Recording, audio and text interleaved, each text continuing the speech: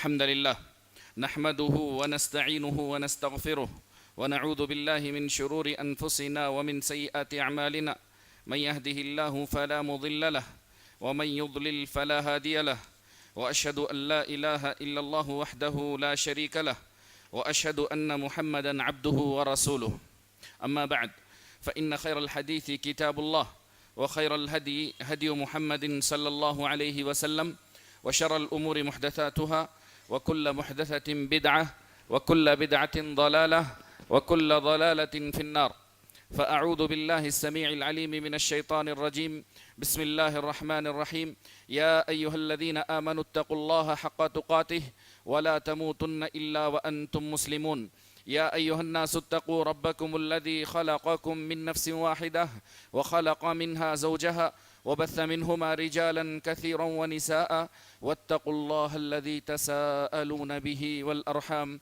إن الله كان عليكم رقيبا يا أيها الذين آمنوا اتقوا الله وقولوا قولا سديدا يصلح لكم أعمالكم ويغفر لكم ذنوبكم ومن يطع الله ورسوله فقد فاز فوزا عظيما أما بعد آج سے ہم جو کتاب پڑھنے جا رہے ہیں جو کتابچہ پڑھنے جا رہے ہیں اس کا نام ہے القواعد الاربعہ، یعنی اسلامی عقیدے کے چار بنیادی قاعدے، اسلامی عقیدے کے چار بنیادی قاعدے، 4 فنڈامنٹلز۔ یہ کیا ہیں؟ یہ قاعدے کیا ہیں؟ سب سے پہلے اس کے مؤلف کا نام ہے شیخ الاسلام محمد بن عبد الوہاب رحمہ اللہ، جن کے ہم نے الاصول الثلاثہ بھی پڑھی تھی پچھلے مہینے، انہی کی ہیں یہ القواعد الاربعہ۔ یہ کتاب اور اس کا مقصد، یہ کتاب عقیدے کے بنیادی اصول اور ضوابط قواعدوں میں سے ہیں، قاعدوں میں سے کچھ قواعد ہیں جس کے ذریعے سے آپ توحید کی صحیح معرفت حاصل کر سکتے ہیں اور جس کے ذریعے سے آپ شرک کے بارے میں باریکیاں کچھ جان سکتے ہیں، پرکھ حاصل کر سکتے ہیں۔ ٹھیک ہے، ایک توحید کے بارے میں کچھ مثبت انداز میں آپ جان سکتے ہیں، اسی کے ساتھ شرک کے بارے میں کچھ باریکیاں انشاءاللہ آپ کو معلوم ہوں گی۔ تو لہذا یہ 4 بنیادی قاعدے ہیں، ان کا جاننا ہر مسلمان کے لیے ضروری ہے تاکہ وہ شرک کی غلط فہمیوں میں مبتلا نہ ہو سکے، کسی ایسے امور میں مبتلا نہ ہو سکے جو شبہے کی بنیاد پر شرک کی طرف اس کو لے کر جاتی ہوں۔ بسم اللہ، شروع کرتے ہیں۔ وہ 4 قاعدے ہیں، لہذا اس ہفتے ہم 2 قاعدے لیں گے، اگلے ہفتے انشاءاللہ العزیز 2 قاعدے لیں گے۔ ٹھیک ہے، کوشش کرتے ہیں۔ بسم اللہ الرحمن الرحیم۔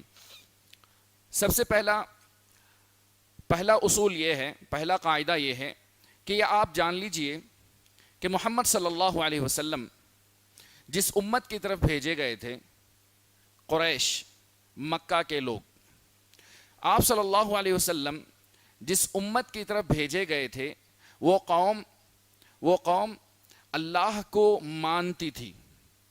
کیسے مانتی تھی؟ اللہ کو رازق مانتی تھی، خالق مانتی تھی، یعنی اللہ ہی پیدا کیا، اللہ ہی رزق دینے والا ہے، اور اللہ ہی یہ آسمان و زمین کا مالک ہے، اور اس کائنات کو چلانے والا بھی اللہ ہی ہے، یہ وہ مانتے تھے۔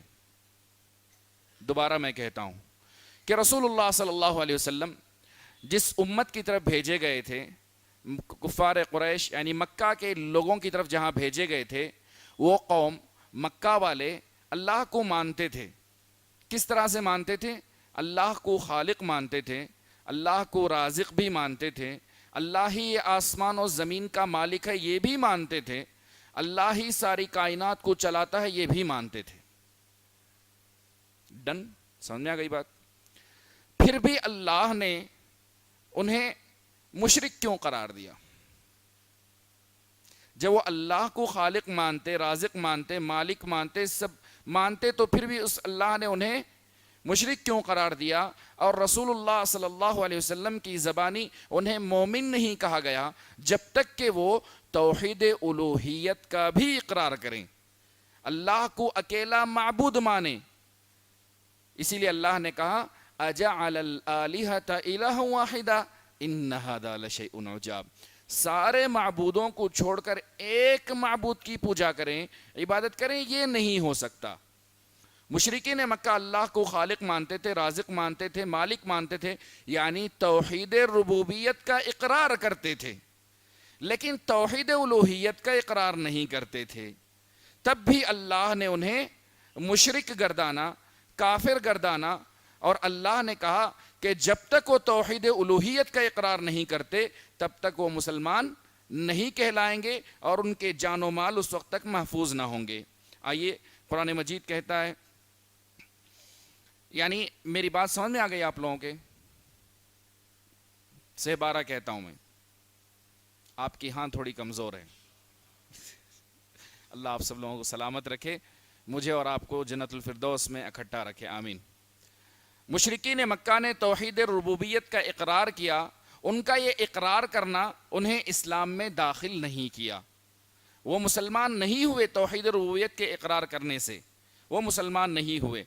جیسے قرآن مجید کہتا ہے سورہ یونس آیت نمبر 30.1 سورہ یونس میں اللہ رب العزت نے ارشاد فرمایا، بسم اللہ الرحمن الرحیم، قل من يرزقكم من السماء والارض ام من يملك السمع والابصار ومن يخرج الحي من الميت ويخرج الميت من الحي ومن يدبر الامر فسيقولون الله فقل افلا تتقون۔ کون ہے؟ اللہ نے فرمایا سورہ یونس کی آیت نمبر 31 میں، کون ہے جو تمہیں آسمان اور زمین سے رزق پہنچاتا ہے، روزی روٹی دیتا ہے؟ آیا وہ کون ہے جو کانوں اور آنکھوں پر پورا اختیار رکھتا ہے؟ کانوں اور آنکھوں پر پورا اختیار رکھتا ہے۔ اور وہ کون ہے جو زندہ کو مردہ سے نکالتا ہے؟ اور وہ کون ہے جو مردہ کو زندہ سے نکالتا ہے؟ اور وہ کون ہے جو سارے امور کی تدبیر کرتا ہے، پلاننگ کرتا ہے، تدبیر پلاننگ کرتا ہے؟ ضرور یہ مشرکین مکہ کہیں گے کہ وہ اللہ ہی ہے۔ سوال ان سے کیا گیا کہ کون ہے جو آسمان و زمین سے روزی روٹی پہنچاتا ہے؟ وہ کون ہے جو کانوں اور آنکھوں پر پورا اختیار رکھتا ہے؟ اور وہ کون ہے جو زندہ کو مردہ سے نکالتا ہے اور مردے کو زندہ سے نکالتا ہے تو اور سارے امور کی تدبیر کرتا ہے؟ تو وہ جواب دیں گے، مشرکین مکہ کہیں گے کہ اللہ ہی ہے۔ تو پھر ان سے پوچھئے کہ تم اللہ سے ڈرتے کیوں نہیں ہو؟ میں نے اس سے پہلے کے درس میں شاید بتایا تھا رزق کے بارے میں، اللہ رزاق ہے، رزق کے بارے میں کہ کنگ فشر کی مثال میں نے دی تھی۔ میں یہاں بتانا چاہتا ہوں کچھ دوسری چیزیں اللہ نے جو ذکر کی ہیں کہ مردے سے زندے کو نکالتا ہے اور زندے سے مردے کو نکالتا ہے۔ ہم نے اس کی بھی مثال دیکھی تھی کہ ایک بنجر زمین ہے، زمین خشک زمین ہے، اس میں بارش اللہ برساتا ہے تو پیڑ پودے نکل آتے ہیں۔ انڈا ہے، کوئی جان نہیں ہے اس کے اندر، لیکن اللہ اس سے جاندار کو نکالتا ہے، مرغی نکل آتی ہے، اور وہی مرغی سے اللہ بے جان چیز نکالتا ہے۔ انسان کی پیدائش ایک بے جان چیز، پانی کے قطرے سے پیدا ہوا انسان۔ فتبارک اللہ احسن الخالقین، اللہ ہی ہے، اللہ ہی خالق ہے۔ تو لہذا جب ان سے پوچھا جاتا کہ آسمان و زمین کا مالک کون ہے، خالق کون ہے، رب کون ہے، تو کہتے اللہ ہی ہے۔ جب ان سے یہ کہا جاتا کہ تم صرف اللہ کی عبادت کرو تو نہیں مانتے تھے۔ بات سمجھ میں آ گئی؟ توحید ربوبیت کا اقرار کرنا انہیں اسلام میں داخل نہیں کیا۔ آئیے اس اصل کو کچھ باتوں سے میں سمجھانا چاہتا ہوں۔ پہلی بات، جس قوم کی طرف رسول اللہ صلی اللہ علیہ وسلم کو بھیجا گیا تھا، مکہ والوں کی طرف، وہ قوم ابھی تک ابراہیم علیہ السلام کے دین پر کچھ نہ کچھ موجود تھے۔ ابراہیم علیہ السلام جو بت پرستی کے خلاف آواز اٹھائے، توحید کی دعوت دی، اور وہی ان کی اولاد اسماعیل علیہ السلام نے بھی لی۔ پھر اسماعیل علیہ السلام کی یہ قوم میں ابھی بھی توحید کی کچھ رمق باقی تھی۔ تو لہذا آپ یہ تعجب نہ کریں کہ ان کو اللہ کی معرفت کیسے تھی، حالانکہ وہ بت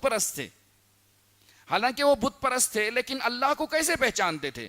کیونکہ ابراہیم علیہ السلام جو دین لے کر آئے تھے، وہ دین ابھی بھی ان کے پاس کچھ نہ کچھ باقی تھا۔ دوسری بات، بعض اپنے آپ کو اسلام کی طرف منسوب کرنے والے، یا اکثر و بیشتر، یہ قرآن مجید کا لفظ ہے، وما یؤمن اکثرهم باللہ الا وهم مشرکون، اللہ نے کہا اکثر و بیشتر لوگ جو اپنے آپ کو اسلام کی طرف منسوب کرتے ہیں، اپنے آپ کو دعویٰ کرتے ہیں کہ وہ مسلمان ہیں، لیکن اکثر ان میں سے اسلام کے منافی امور کے مرتکب ہیں، جو اسلام سے ان کو باہر کر دیتی ہیں، ویسی چیزوں کا بھی ارتکاب کرتے ہیں، ویسی چیزیں بھی کر بیٹھتے ہیں۔ کیا کہنا چاہتا ہوں میں کہ اکثر لوگ جو اپنے آپ کو مسلمان کہتے ہیں، مومن کہتے ہیں، ان میں سے بعض لوگ یا اکثر لوگ، بیشتر لوگ کچھ اسلام کے اندر ایسے امور میں مبتلا ہیں، ایسے گناہوں میں مبتلا ہیں جو بالکل اسلام کے اپوز میں چلتی ہیں، اسلام کے اپوزٹ میں ہیں، اسلام کے منافی چیزیں ہیں۔ جیسے انسان نماز بھی پڑھتا ہے، اشہد ان لا الہ الا اللہ و اشہد ان محمد رسول اللہ صلی اللہ علیہ وسلم کا اقرار بھی کرتا ہے، لیکن قبروں پر جا کر ولیوں سے مانگتا بھی ہے، تو یقیناً اپنے آپ کو مسلمان تو کہتے ہیں، لیکن ان کے اندر کوئی شبہ ہے، کوئی ڈاؤٹ ہے، کوئی شبہ ہے جس کی وجہ سے وہ بھی کرتے ہیں، یا ولیوں سے مانگتے ہیں، یا ان کے لیے نظر و نیاز کرتے ہیں۔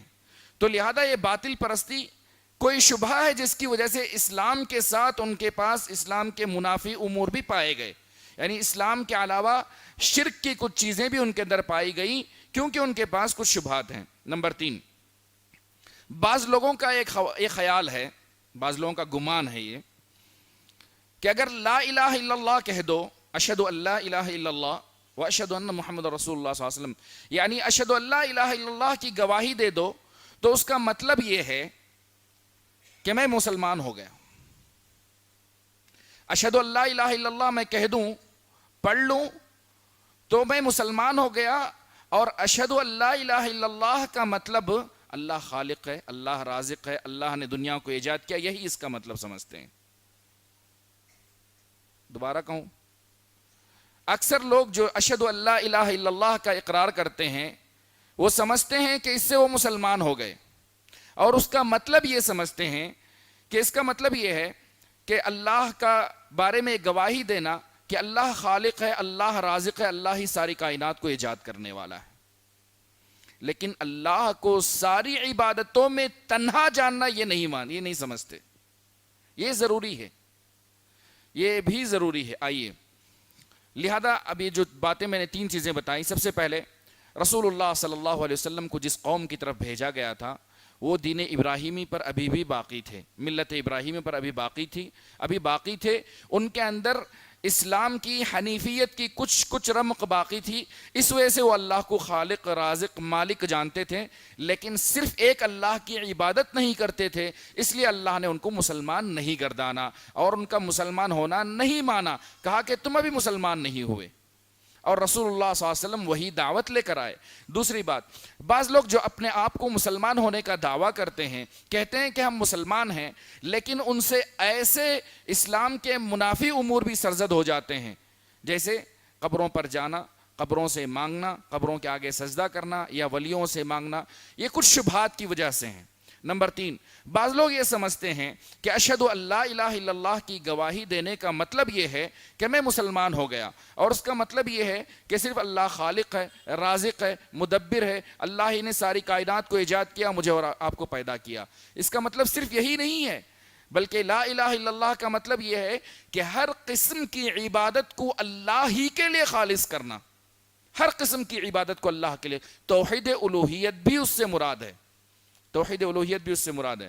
خلاصہ یہ ہے کہ مشرکین مکہ کو اللہ نے اس وقت تک مومن نہیں کہا، اور رسول اللہ صلی اللہ علیہ وسلم کی زبانی مومن اس وقت تک نہ کہلایا جب تک کہ وہ توحید ربوبیت کے ساتھ توحید الوہیت کا اقرار نہیں کیے۔ توحید ربوبیت اور الوہیت سمجھتے ہیں نا آپ لوگ؟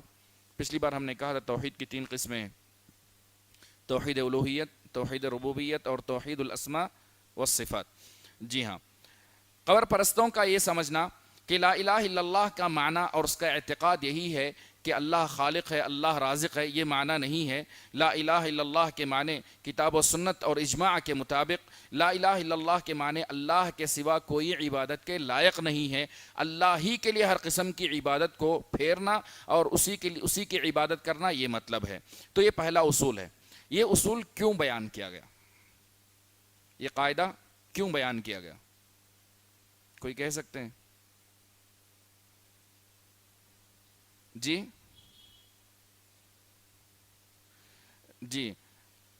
اچھا جواب ہے۔ یہ اصول بتانے کا مقصد یہ ہے کہ اسلام میں، دین میں مکمل داخل ہو جائیں، آپ شرک اور بت پرستی کو پہچانیں۔ رسول اللہ صلی اللہ علیہ وسلم جس قوم کی طرف آئے تھے وہ بت پرستی کرتی تھی، وہ بت پرستی کرتی تھی، تو ان کے پاس شبہ تھا، وہ آگے چل کر آئے گا، 2 شبہے تھے ان کے، وہ 2 شبہے ہیں، اس کے باوجود بھی وہ اللہ کو بھی مانتے تھے، پھر بھی اللہ نے انہیں مسلمان نہیں قرار دیا۔ آج کل جو لوگ لا الہ الا اللہ کہتے ہیں، اس کے باوجود بھی شرک کے بعض معاملات کرتے ہیں یا شرکی امور کرتے ہیں، تو مسلمان نہیں کہلائیں گے جب تک کہ ساری عبادتیں اللہ کے لیے خالص نہ ہو، جب تک کہ ساری عبادتیں اللہ کے لیے خالص نہ ہو۔ سمجھ میں آ گئی بات؟ نہیں آئی؟ دوبارہ کہنا پڑے گا۔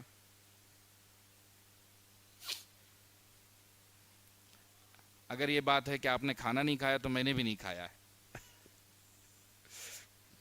چلیں، یہ پہلا قاعدہ سمجھ میں آ گیا کہ رسول اللہ صلی اللہ علیہ وسلم جس قوم کی طرف بھیجے گئے تھے وہ قوم اللہ کو خالق رازق مانتی تھی، لیکن ساری قسم کی عبادت اللہ کے لیے خالص نہیں کرتی تھی، اس لیے اللہ نے اسے مشرک قرار دیا، اللہ نے انہیں مشرک قرار دیا۔ لہذا اگر کوئی مسلمان اشہد ان لا الہ الا اللہ کی گواہی دیتا ہے اور اس کے باوجود بھی قبروں پہ سجدے ٹھوکتا ہے تو مسلمان نہیں ہے۔ موٹے الفاظ میں بول دیا آپ کو میں، سمجھ میں آ گیا؟ چلیں اب آگے بڑھتے ہیں۔ دوسرا قاعدہ، مشرکین مکہ کے مشرکین نے اللہ کو چھوڑ کر بتوں کی عبادت کی تھی، یہ پتہ ہے، سب اس کا اقرار کرتے ہیں۔ اللہ کو چھوڑ کر اللہ کے علاوہ دوسرے بتوں کی عبادت کی تھی، مانتے نہیں مانتے؟ جی ہاں۔ کیا ان کا اللہ کو چھوڑ کر دوسرے بتوں کو بلانا، اس کا مقصد کیا تھا؟ 2 مقصد تھے، قرآن مجید نے ان کو واضح کیا ہے۔ مشرکین مکہ کا اللہ کو چھوڑ کر غیر اللہ کی عبادت کرنے میں 2 مقصد پنہاں تھے، 2 مقصد پوشیدہ تھے۔ دونوں مقصد قرآن مجید نے واضح کیا ہے، اور آج بھی یہی شبہ ہے، آج بھی اکثر یہی شبہ پایا جاتا ہے۔ جی ہاں، سب سے پہلا وہ کہتے تھے کہ ہم ان کی عبادت اس لیے کرتے ہیں کہ یہ ہمارے لیے واسطہ بنیں گے، وسیلہ بنیں گے۔ واسطہ اور وسیلہ جو ہے یہ پہلے کا شبہ ہے اور آج بھی موجود ہے۔ وہ کہتے تھے کہ ہم ان کی عبادت کرتے ہیں یا ان کی پوجا اس لیے کرتے ہیں کیونکہ یہ ہمارے لیے واسطہ بنیں گے۔ نمبر 2، دوسرا شبہ ان کا یہ تھا، کیا تھا؟ بولیں، سفارش کریں گے، شفاعت، سفارش اور واسطہ، یہ 2 بڑے شبہ ہیں۔ قرآن مجید کہتا، آئیں سورہ زمر آیت نمبر 3، اللہ نے کہا والذین اتخذوا من دونه اولیاء ما نعبدهم الا ليقربونا الى الله زلفى ان الله يحكم بينهم فيما هم فيه يختلفون ان الله لا يهدي من هو كاذب كفار۔ اور جن لوگوں نے اللہ کے سوا اولیاء بنا لیے، کیا بنا لیے؟ اللہ نے بت نہیں کہا، پتھر نہیں کہا، سمجھو اللہ کے بندو، جن لوگوں نے اللہ کو چھوڑ کر اولیاء اللہ بنا لیے، کہتے کیا ہیں؟ ما نعبدهم الا ليقربونا الى الله زلفى، وہ کہتے ہیں کہ ہم ان کی عبادت اس لیے کرتے ہیں کہ یہ ہمیں اللہ کے قریب پہنچا دیں گے، اللہ کے پاس واسطہ بن جائیں گے، ہمارا اللہ سے قریب کریں گے، ہمارے لیے وسیلہ بن جائیں گے۔ ان اللہ یحکم بینہم فیما ہم فیہ یختلفون، اور یقیناً اللہ ان جس بارے میں وہ اختلاف کر رہے ہیں قیامت کے دن سچا فیصلہ کرے گا، اور یقیناً اللہ رب العزت جھوٹے اور ناشکرے لوگوں کو راہ نہیں دکھاتا۔ سورہ زمر کی آیت نمبر 3 میں اللہ نے کہا کہ مشرکین مکہ کا شبہ یہ تھا کہ ہم ان کو پوجتے اس لیے ہیں، یہ بتوں کو یا نیک لوگوں کو اس لیے مانتے ہیں کہ ہم یہ سمجھتے ہیں کہ اللہ کے پاس ہماری سفارش کر دیں گے۔ دوسرا شبہ وہ کہتے تھے کہ اللہ کے پاس ہماری سفارش کریں گے، دوسرا شبہ۔ آئیے سورہ یونس آیت نمبر 18، اللہ رب العزت نے فرمایا وَيَعْبُدُونَ مِن دُونِ اللَّهِ مَا لَا يَضُرُّهُمْ وَلَا يَنفَعُهُمْ وَيَقُولُونَ هَؤُلَاءِ شُفَعَاؤُنَا عِندَ اللَّهِ، اور یہ لوگ اللہ کے سوا ایسی چیزوں کی عبادت کرتے ہیں جو نہ ان کو نفع پہنچا سکتی ہیں نہ نقصان پہنچا سکتی ہیں، اور کہتے ہیں کہ یہ اللہ کے پاس ہمارے سفارشی ہیں، نہ نفع پہنچا سکتے ہیں نہ نقصان پہنچا سکتے ہیں۔ یہاں 2-3 باتیں ہیں، یہ مسئلہ سمجھنا بہت ضروری ہے، یہ مسئلہ سمجھنا ضروری ہے۔ ہمیشہ سے میں اپنے وقت سے آگے بڑھ جاتا ہوں، لیکن مجھے معاف کر دیں، لیکن یہ مسئلہ بہت ضروری ہے۔ اگر آدھا سمجھا پایا میں تو انشاءاللہ آدھا اگلی بار سمجھاؤں گا، لیکن ضروری ہے سمجھ لیں۔ سب سے پہلے عربوں کے نزدیک بت پرستی بہت زیادہ رائج تھی، عربوں کے نزدیک بت پرستی بہت زیادہ رائج تھی، عام ہو چکی تھی، اتنی زیادہ کہ ان میں سے بعض اپنے اپنے گھروں میں اپنے بت رکھا کرتے تھے۔ یہ نارمل نہیں ہے. انڈیا ہم جہاں رہتے ہیں یہ تو آپ کے لیے زیادہ تصور کی بعید نہیں ہے. اپنے اپنے گھروں میں بت رکھا کرتے تھے. قبیلہ طی اور انعم ہے, ان کے پاس ایک خاص بت تھا جو یغوث کے نام سے تھا, قرآن مجید میں اس کا ذکر ہے. اور اسی طرح سے قبیلہ کلب ہے, ان کا ایک خاص بت تھا جو ود کے نام سے تھا. تو مشرکین مکہ کے پاس بت پرستی بالکل رائج تھی, بہت زیادہ, اتنا اس کا مظہر عام تھا کہ ان میں سے بعض نے بتوں کو اپنے گھروں میں رکھا ہوا تھا. بعض قبیلے کے خاص خاص بت تھے, ان کی خاص خاص موقع پر ان کی پوجا کیا کرتے تھے. تو لہذا اب یہاں سوال یہ ہوتا ہے کہ ان بتوں کی وہ پوجا کیوں کرتے تھے. ایک عقل مند آدمی, چالاک آدمی, ذہین آدمی اپنے ہی ہاتھ سے بنائی ہوئی چیز کی عبادت کیوں کرے گا؟ ایک عقل مند آدمی, پڑھا لکھا آدمی اپنے ہی ہاتھ سے بنائے ہوئے معبود کی پوجا کیوں کرے گا؟ کوئی تو بات ہے, کیا وجہ ہے؟ بہت اچھے, آپ بہت قریب تک آ گئے. وجہ کیا تھی؟ اللہ آپ کو سلامت رکھے, آپ کو بھی سلامت رکھے. وجہ کیا تھی؟ وجہ یہ تھی کہ انہوں نے یہ بت نہیں بنائے تھے, بلکہ بت کا قائم مقام, آلٹرنیٹیو کیا بولتے ہیں انگلش میں آپ لوگ؟ جی ہاں, یعنی اللہ کے جو نیک بندے تھے ان کے مجسمے ہیں, یہ ان کے قائم مقام ہیں, نائب ہیں. شیخ ابن القیم, علامہ ابن القیم رحمہ اللہ نے اغاثۃ اللحفان میں اس کو واضح کیا ہے کہ انہوں نے جو مجسمے, بت, یہ پتھر یا لکڑی کے جو بھی بنائے تھے, یہ سمجھتے تھے کہ جو نیک لوگ ہیں ان کے قائم مقام ہے, یہ اصل معبود نہیں, یہ معبود کے نائب ہیں, قائم مقام ہیں. کیونکہ وہ اقرار کرتے تھے اللہ ہی خالق ہے, کیونکہ وہ مانتے تھے اللہ ہی رازق ہے, کیونکہ وہ مانتے تھے اللہ ہی رب ہے. لیکن ان بتوں کو بنا کے اس لیے رکھا تھا کہ وہ سمجھتے تھے کہ ان کے قائم مقام ہیں. بعض سخت موقع پر مصیبت آ جائے تو ان سے مانگ لیا کرتے, کہتے کہ ہمارے اللہ کے پاس سفارش کر دیجئے یا اللہ کے قریب ہمیں کر دیجئے. سمجھ رہے ہیں؟ تو لہذا انہوں نے جو بت بنائے تھے یہ اصل بت نہیں تھے, بتوں کے قائم مقام تھے. اب یہ میرا سوال یہ ہے, کفار و مشرکین کو اس بات کا جب اقرار تھا کہ اللہ ہی خالق ہے, اللہ ہی رازق ہے, تو پھر ان لوگوں نے ان بتوں کی پوجا کیوں کی؟ دو وجہ سے, جو ہم نے ابھی ذکر کیا, دو وجہ سے. ایک شبہ کہ وہ اللہ کے پاس سفارشی مانتے تھے, دوسرا شبہ اللہ کے پاس واسطہ مانتے تھے. میں دوبارہ اس بات کو شروع سے کہتا ہوں. دوسرا قاعدہ یہ ہے کہ رسول اللہ صلی اللہ علیہ وسلم کو جس امت کی طرف رسول بنا کر بھیجا گیا تھا, وہ قوم رسول اللہ صلی اللہ علیہ وسلم کی قوم اللہ کو خالق رازق تو مانتی تھی, اللہ کو مدبر تو مانتی تھی, لیکن اپنے بتوں کی پوجا میں وہ یہ کہتے تھے کہ ہم ان کی عبادت اس لیے کرتے ہیں کہ یہ ہمارے لیے اللہ کے پاس واسطہ بن جائیں گے, یا نمبر دو اللہ کے پاس سفارش کریں گے. وہ دونوں شبہ اللہ نے قرآن مجید میں ذکر کیے ہیں. پہلا شبہ کہ واسطہ صدقہ طفیل جو بولتے نا, وہی وہ سورہ زمر آیت نمبر 3 اللہ نے کہا والذین اتخذوا من دونہ اولیاء, جن لوگوں نے اللہ کو چھوڑ کر اولیاء اللہ بنا لیے, کہتے ہیں ہم ان کی عبادت اس لیے کرتے ہیں کہ یہ اللہ کے ہمیں قریب کریں گے. زلفا تقرب کسی کے قریب ہونا, جی ہاں, چاپلوسی یا تقرب یا وسیلہ اختیار کرنا, کسی کام کے ذریعے کسی کے قریب ہونا, یہ زلفا کہا جاتا ہے. اللہ نے کہا کہ یہ ان کے لیے کافی نہیں, اللہ تعالیٰ نے اس کو شرک قرار دیا. اللہ کو چھوڑ کر کسی اور سے کوئی چیز وسیلہ مانگا جائے تو یہ شرک ہے. دوسری چیز انہوں نے کہا کہ سفارش, شفاعت مانگنا, اللہ کو چھوڑ کر کسی اور سے سفارش مانگنا, یہ کہنا کہ ہم ان کی عبادت اس لیے کرتے ہیں کہ یہ اللہ کے پاس ہمارے سفارشی بنیں گے. یہ دو شبہے تھے. ان دو شبہوں کا میں نے خلاصہ کچھ اس طرح کیا تھا کہ سب سے پہلی بات, عربوں کے پاس بت پرستی زیادہ رائج ہو گئی تھی, حتیٰ کہ انہوں نے اپنے گھروں میں بت بنا کے رکھے تھے. نمبر دو, کوئی انسان, عقل مند انسان یہ تصور نہیں رکھتا کہ اپنے ہاتھ سے بنا کے خود اس کی عبادت کرے, اس کی پوجا کرے. لیکن ان کے پاس ایک شبہ تھا کہ اصل معبود نہیں ہے, یہ معبود کے قائم مقام ہے. جی ہاں, یہ فلاں کے قائم مقام ہے, ان کا مجسمہ ہے, ہم ان کی عبادت نہیں کرتے بلکہ ہم ان کے ذریعے سے اللہ کی قربت حاصل کرتے ہیں. یہ شبہ پہلے سے موجود تھا. رہی بات کہ دو شبہ, وسیلے کے بارے میں آپ لوگ, وقت مجھے ساتھ نہیں دے رہا ہے, لیکن وسیلہ اور شفاعت دو میں سے ایک چیز میں بتا دیتا ہوں آج. وسیلہ عموماً آپ لوگوں نے بارہا سنا ہے، لیکن یہ یاد رکھ لیں وسیلہ لفظ کس کو کہتے ہیں. قرآن مجید میں دو جگہ وسیلے کا لفظ آیا ہے.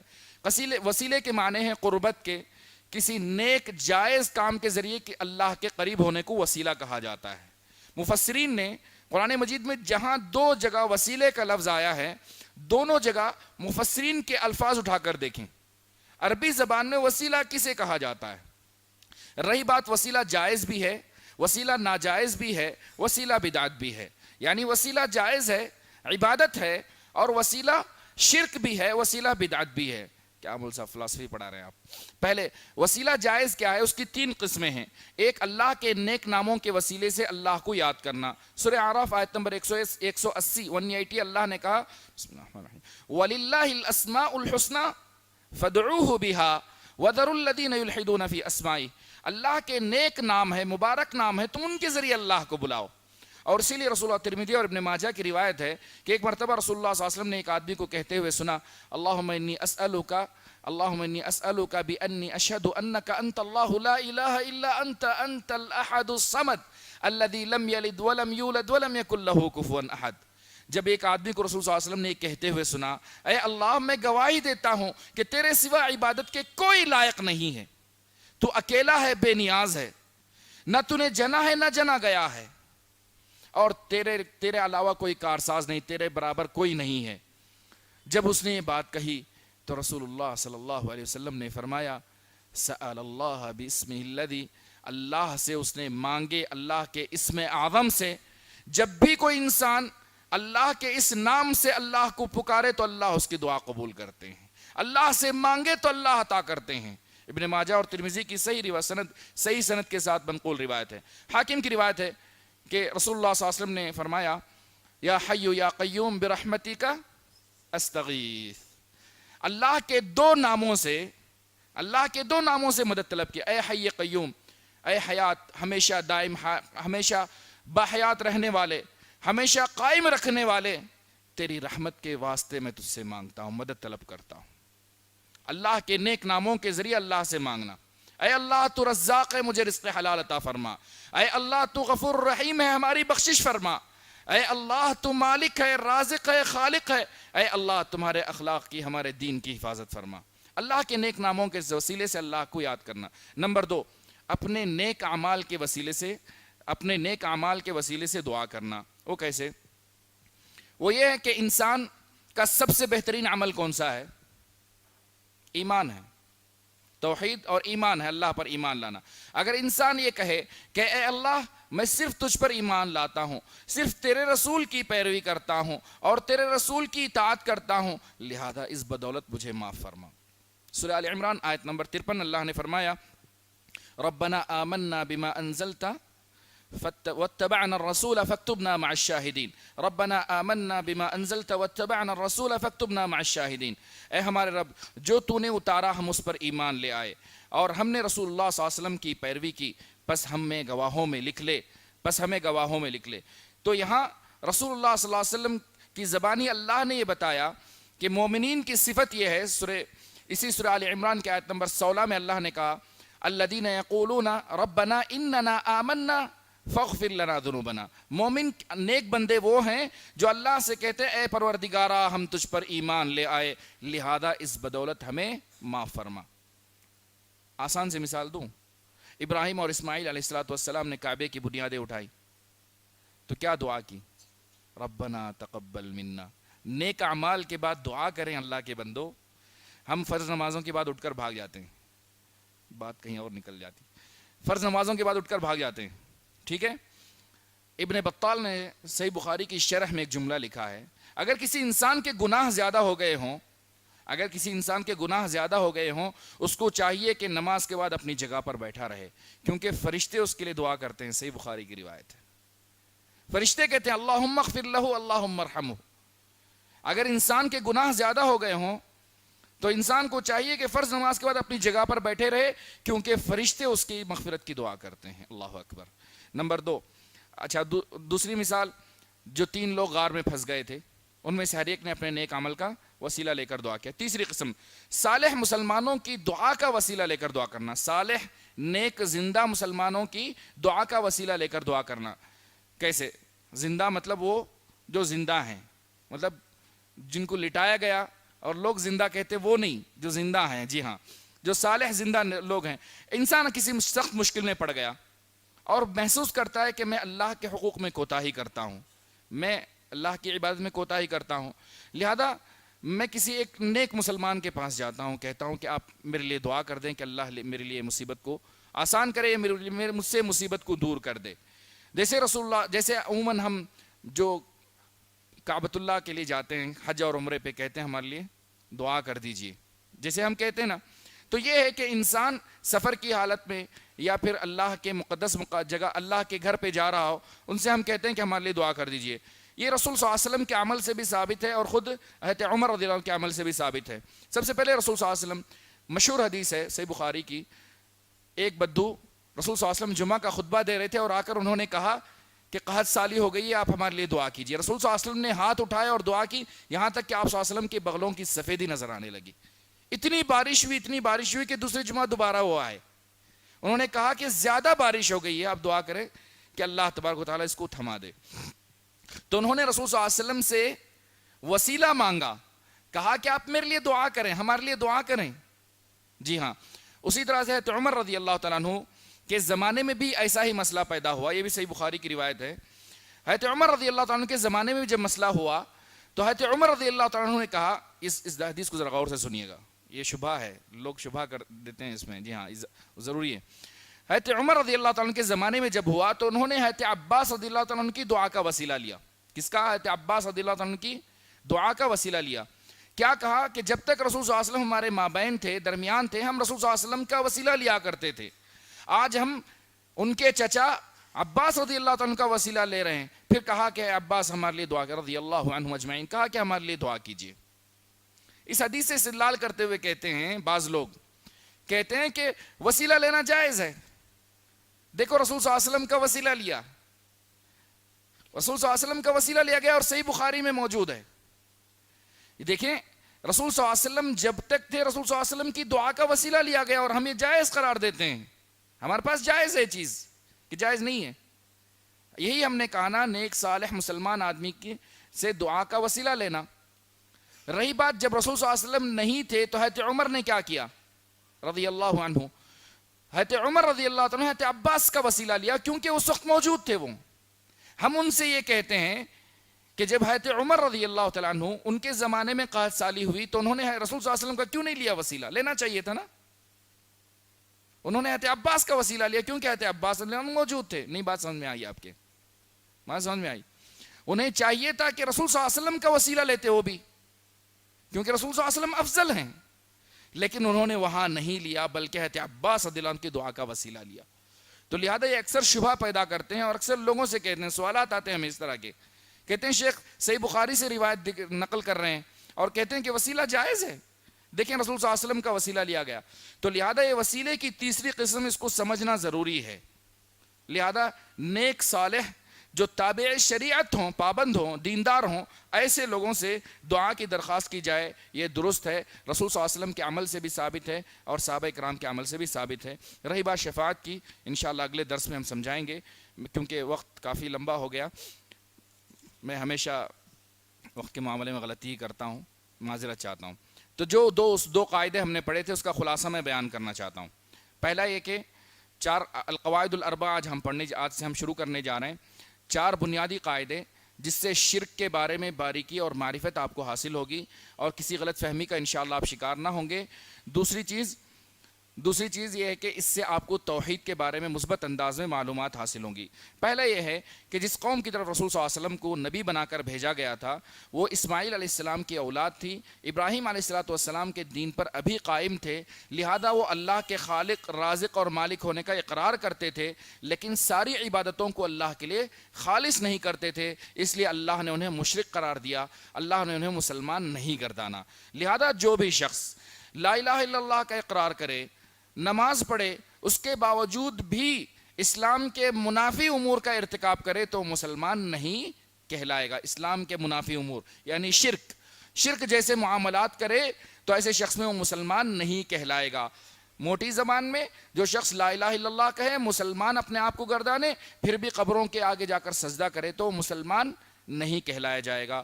یہی مشرکین مکہ کا رویہ تھا، اس لیے اللہ نے انہیں مسلمان نہیں قرار دیا۔ دوسرا قاعدہ، مشرکین مکہ اللہ کو چھوڑ کر جب بتوں کی پوجا کرتے تھے تو دو مقصد ان کے تھے، دو شبہے تھے ان کے پاس۔ ایک شبہ یہ تھا کہ وہ یہ سمجھتے تھے کہ یہ بت، یہ مورتیاں یا یہ غیر اللہ ان کو اللہ کے قریب کر دیں گے۔ سورہ زمر کی آیت نمبر 3 میں اللہ نے اس کو منشن کیا، واضح کیا۔ نمبر 2، ان کا شبہ یہ تھا کہ یہ اللہ کے پاس ہمارے سفارشی بنیں گے، سفارش کریں گے، شفاعت کریں گے۔ تو اس کو اللہ تعالیٰ نے سورہ یونس کی آیت نمبر 18 میں واضح کیا کہ وہ کہتے تھے کہ یہ اللہ کے پاس ہمارے سفارشی ہیں، اسی وجہ سے ان کی پوجا کرتے تھے۔ سفارش کے بارے میں انشاءاللہ اگلے بار ہم لوگ پڑھیں گے۔ دعا کریں کہ اللہ تبارک و تعالیٰ مجھے اور آپ کو توحید پر قائم رکھے، رسول صلی اللہ علیہ وسلم کی دین خالص پر ہمیں قائم رکھے اور اسی پر ہماری وفات ہو۔ لا الہ الا اللہ محمد رسول اللہ صلی اللہ علیہ وسلم پر ہماری وفات ہو، اور اللہ مجھے اور آپ کو بغیر حساب و کتاب کے جنت میں داخل فرمائے۔ جزاکم اللہ خیرا، والسلام علیکم ورحمۃ اللہ وبرکاتہ۔